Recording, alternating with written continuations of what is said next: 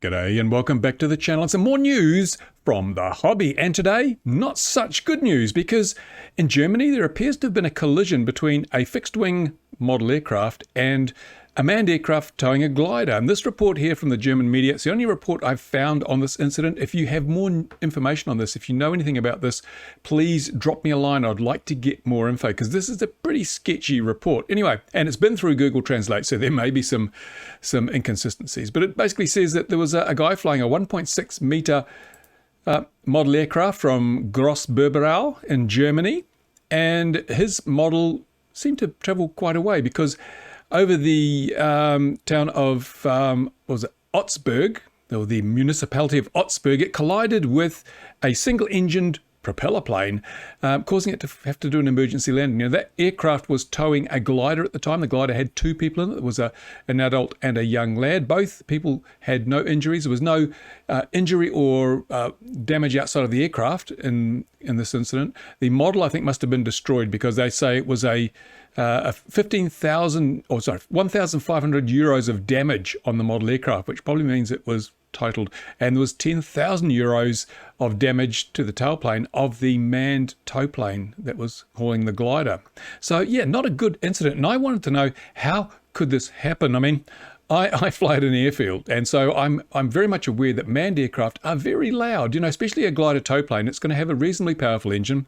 You can hear these things coming from quite a long way away, and you can see them. They're not small. So how on earth could you crash a model airplane into an aircraft like that? Well, obviously, one have to assume that the pilot could neither see nor hear this manned aircraft, which means he may have been flying FPV, beyond visual line of sight. I went to Google Earth and I found there's actually about almost 7 kilometers between, Grossberberau and the Augsburg, where the incident occurred. So was he flying a 1.6 meter fixed wing, 1,500 euro long-range FPV model?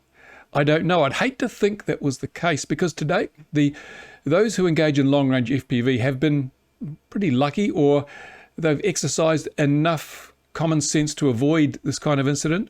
That's why I want to know more about this accident. Was it FPV? Was it line of sight? If it was line of sight, then how on earth could the pilot not have seen or heard the oncoming aircraft? I don't know. And also, one would assume that unless the glider and tow plane had just taken off, they would be well above 500 feet. In which case, why was the model above 400 feet?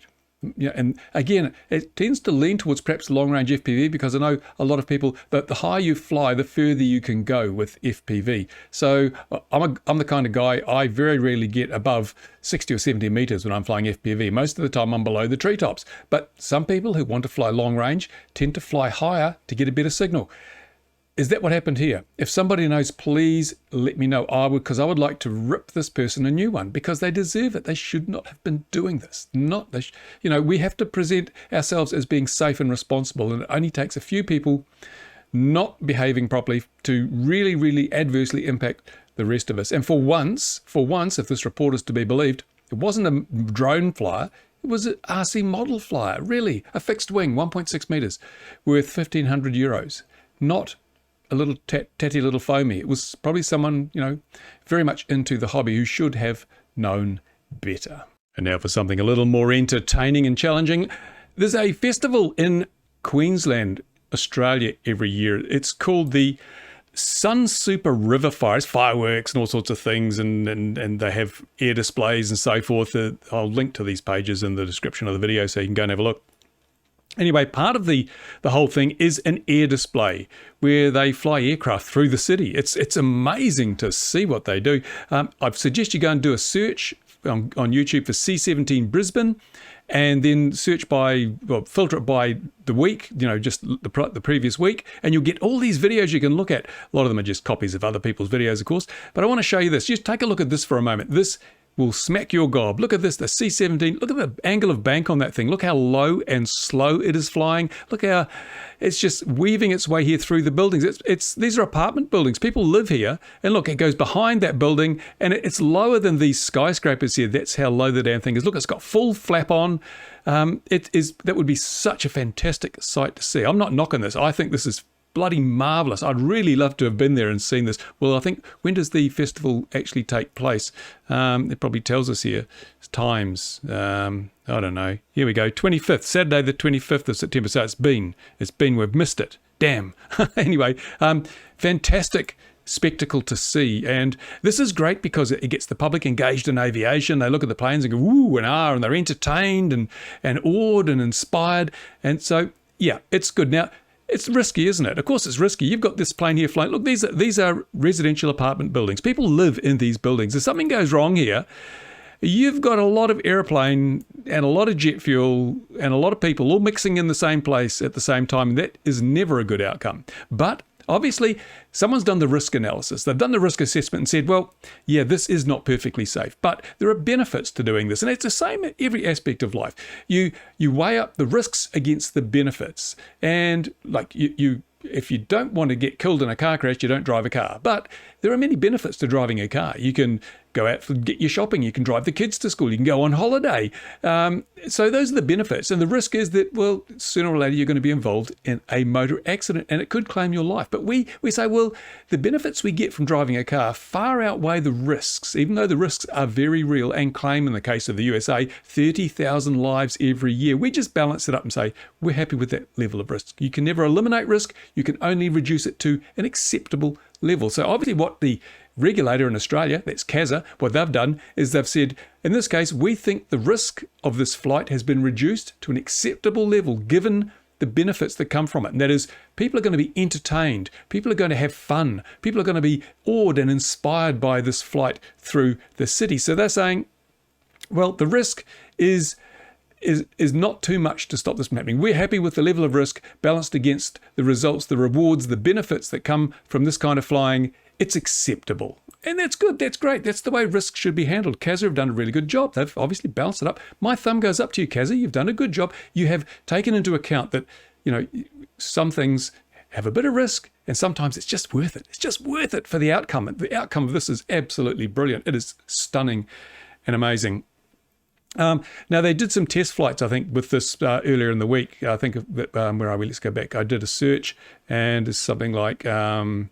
I probably can't find it, but it was, they did some training flights before they did the flypast and so forth. Yeah, test run for Brisbane fire. Here we go. This one here says this was a test run for the final flight. So that they did some practice to make sure it was all going to be safe on the day. And it's all good sound stuff. And this is a military aircraft built to the highest standards, maintained to the highest standards, and obviously flown by a flight crew who have much high quality standards of training and experience, many thousands of hours on this craft. So everything they could do to reduce the risk was done, and therefore it was an acceptable level of risk. So yeah, my hat goes off to you because, as I say, it's not totally without risk. If we look at the Boeing C-17, we see it's not a small plane.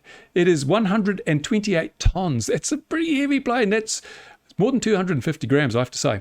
And it can carry up to 134,000 litres of jet fuel. And if you get jet fuel and air and heat in the right proportions, that can be an awfully big bang. So yeah, it's not a low risk thing. And then of course it has the top speed of 1,080 kilometers an hour. That's not slow. 670 miles an hour. Now in this particular flight, it was obviously flying an awful lot slower than that. We can see by the amount of flap that's deployed here and just the speed and the angles of bank. So also, bearing in mind, this is a demonstration flight. This is a flight display, and flight displays in and of themselves tend to be more dangerous than regular operation of aircraft. When you fly an aircraft just as your daily drive, you're operating well within the designed flight envelope. You're flying well above the stall speed, but well below the VNE, and your turns are relatively gentle, and so you don't stress anything out.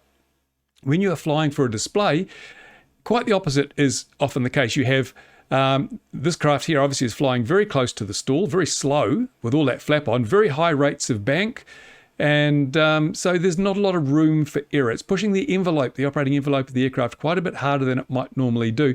Remembering also they're flying over water. There could be birds or anything here. We saw what happened in the Hudson River, and Captain Sully had to land his disabled aircraft in the river because of birds. When you're flying over a river here or a waterway, there's always going to be birds. Those risks will have been factored in. In fact, are those little black dots there, are they birds? I don't know.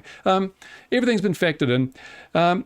But this is an extremely risky operation. And just to show you how risky, we can look at an incident that occurred in Alaska in 2010. It says here, on July 28, 2010, a C-17 Globemaster III, exactly the same craft that we're talking about in Brisbane, transport plane of the US Air Force crashed at Elmendorf Air Force Base in Alaska while practicing for a flight display. Well, there you go. Practicing for a flight display when you're pushing the limits. And what happened here? Well, they seem to have dropped a wing. They seem to have stalled it at low speed, at high angle of bank, and unfortunately, loss of life. So you've got the recipe for disaster when you do this stuff. You've got to be really, really careful. This is the recipe for disaster.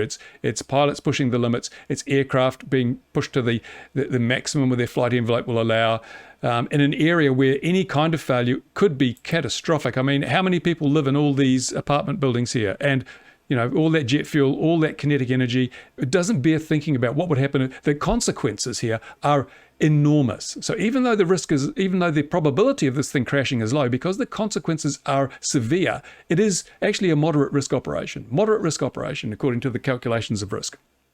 But it's allowed to happen because CASA, in their wisdom, have said, yeah, okay, it's acceptable because people are going to get a pretty big thrill out of this. And I agree. I would get a massive thrill out of watching this thing fly past at this sort of altitude, again, with these buildings as a backdrop. I mean, that is just mind-boggling. I've watched this so many times, and every time I just get such a thrill out of watching this video. So good thumbs up to you, CASA. My hat goes off to you. But then this has left me a little bit confused, though. A little bit confused because they can fly this thing here, with potentially horrendous consequences if something goes wrong. Because, as I say, the benefits outweigh the risks. The benefits are the public are going to see this. People are going to have fun. People are going to have fun watching this plane. They're going to be inspired. They're going to be awed. And that, according to what CASA are telling us, is worth taking a moderate risk for. It's worth taking a moderate risk for. So I am just left a little bit confused, bewildered, befuddled why I can't fly one of these in my garden using FPV in the same city of Brisbane. Why? Apparently it's too risky. The risk is unacceptable. Even though flying this will leave me excited, I'll have fun, I'll be excited, I will be enthused and inspired by flying this FPV in my garden. Apparently that means that this is riskier than flying a C-17 through the centre of Queensland's largest city below the height of the rooftops. Apparently, that's what CASA are telling us, because the rules say you can't fly this in your garden, FPV, in Brisbane or any part of Australia, unless you take special measures. And this gets even worse. If you pay them lots of money and fill out some forms, then suddenly, magically, it becomes safe. It becomes safe enough for you to have fun with this in your garden. That's one way you can fly FPV in Australia. Another way is you can join a club that belongs to or is affiliated with the national model flying body like the MAAA and a CAA authorised group. And they can give you permission to fly in your garden, but it's still not quite that simple, because if you want to fly FPV under the MAAA's rules, as I read them, you can't fly on your own. You've got to have someone beside you, and not just a visual observer, not just somebody who can say, look out, here comes a C-17 through the garden. No, the person who you have beside you must be able to fly this as well. So you can't have the wife or the kids, or even Arnie couldn't spot in Australia for one of these, because they must be able to take control of the aircraft and fly it. They must be competent to fly the craft you're flying. So you would need somebody who already knew how to fly a Mobula 6 or any kind of little drone like this. So how do you learn? I don't know. But apparently, because this is just too risky. Because, let's look at it. I got confused. I thought, well, let's compare the specs. Let's compare the specs of the Globemaster to the Mobula 6. Now, the Globemaster weighs 128 tonnes. This weighs 20 grams. Yet this is more dangerous. This is riskier, according to CASA. The Globemaster has a fuel capacity of 134,000 litres of sometimes pretty flammable jet fuel. This has as its power source a single 300 milliamp one-cell LiPo battery. But it's riskier, apparently. And the Globemaster can fly at 1,080 kilometres an hour. This can fly probably maximum 25 kilometres an hour. But again, it's riskier. It's more dangerous. This is more dangerous. CASA are telling us that. CASA are telling us that. As I say, I've got no problems with that flight. And I keep watching this video because I just love this. It's fantastic. And I would love to have been there. But I simply cannot understand what's wrong with CASA, how they can figure that flying this in your garden, FPV, is more dangerous than flying the C-17 through the centre of Brisbane, below the tops of the buildings. Because the benefit of both these flights are that people get excited, entertained, have fun. I have fun, I get excited, I get entertained flying this. So why can the level of risk not be the same? Why can't I not do this, but the C-17 can fly? Perhaps you can help me. If you're watching this video and you're from CASA, go down to the comments and explain why it is. Why it is that this is more dangerous, according to you. According to you, this is an unacceptable risk to fly this FPV in my own garden, 2 feet above the daffodils, without having all the necessary competent pilot in command standing beside me, ready to take control if I should collide with a bumblebee or something. You go, please explain yourselves. Explain yourselves. That's all I ask. Not condemning, not criticizing, just asking for a reasonable explanation. I'm sure you've got one. I'm sure there must be one somewhere. So go to it, CASA. Challenge. I've put my challenges before you. Please. I'm sure you'll have no problem answering the question. And for the rest of you, thanks for watching, and I'll spot you later. Bye for now. Overregulation is like a tumor. It's killing our hobby. It must be terminated. Now!